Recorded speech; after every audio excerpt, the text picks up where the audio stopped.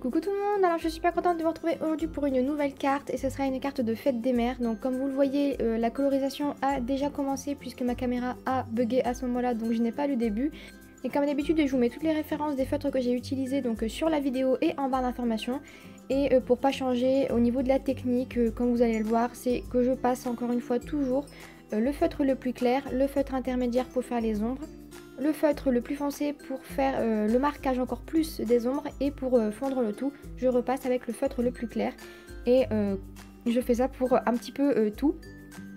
Comme vous le voyez, je passerai certaines étapes en accélération très rapide étant donné que je fais toujours la même chose et c'est toujours la même technique, mais j'aime bien quand même vous partager donc comment je colorise. Donc même si c'est un peu rapide, au moins vous avez la colorisation en entière.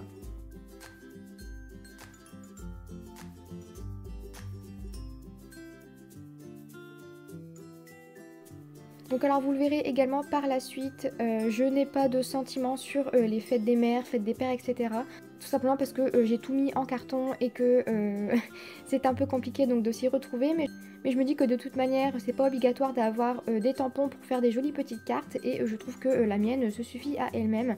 Le petit éléphant offre une jolie fleur et je pense que ça vaut tous les petits mots du monde. Et de toute manière, à l'intérieur de la carte, je vais écrire mon petit mot, donc pas la peine non plus de rajouter 50 000 fois la même chose.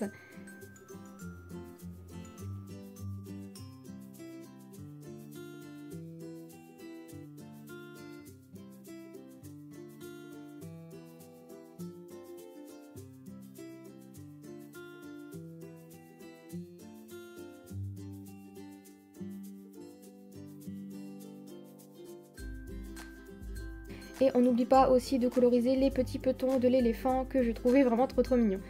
Ensuite je viens donc détourer mon petit tamponnage puisque je trouvais que ça faisait sympa donc de laisser une petite marge blanche. Ça fait un petit peu comme les die cut et moi je trouve que c'est vraiment trop mignon.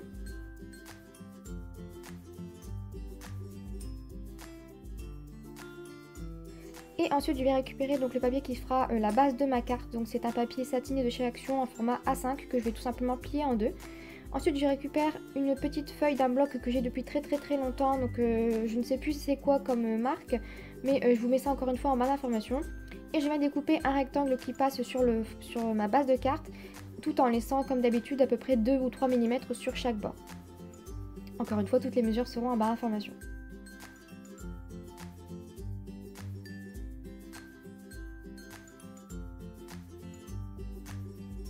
Ensuite, je récupère mon petit tampon de fond de chez Florilège Design, donc avec les petits triangles. Depuis que je l'ai, je l'utilise partout, franchement je l'adore et je pense que j'essaierai de m'en procurer d'autres dans le même genre.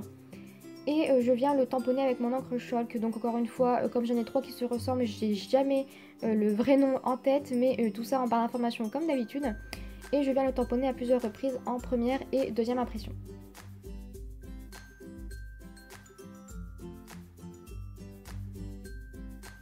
Ensuite je vais récupérer cette grande découpe donc, que ma soeur m'a faite et que je trouvais assez épurée pour le thème. Je vais la mettre sur mousse 3D et je vais la coller à peu près au centre de ma carte par rapport au motif que j'ai mis sur le fond. Ensuite je viens récupérer mon tampon à molette de chez Toga et je vais tamponner donc, en noir. Donc à la base j'avais sélectionné ma petite encre chalk bleue, mais finalement je me suis dit que le noir ça ressortirait mieux. Donc je viens tamponner une petite flèche tout simplement à plusieurs reprises sur ma carte. Ensuite je vais récupérer donc mon petit tamponnage colorisé que je vais coller donc au centre du napperon. Parce que ça ressemble quand même à un petit napperon. Et c'est terminé pour cette carte. Donc comme vous le voyez, c'est très simple, mais moi je trouve que c'est une des plus jolies que j'ai faites. En tout cas j'en suis très ravie. N'hésitez pas à me donner votre avis. C'est la première fois que j'utilisais aussi ce petit tamponnage, donc c'est un tampon de ma soeur encore une fois. Et je suis vraiment très contente parce qu'il est vraiment trop mignon. Donc j'espère que cette petite vidéo et cette colorisation vous auront plu et je vous dis à très vite dans une prochaine vidéo. Bye bye!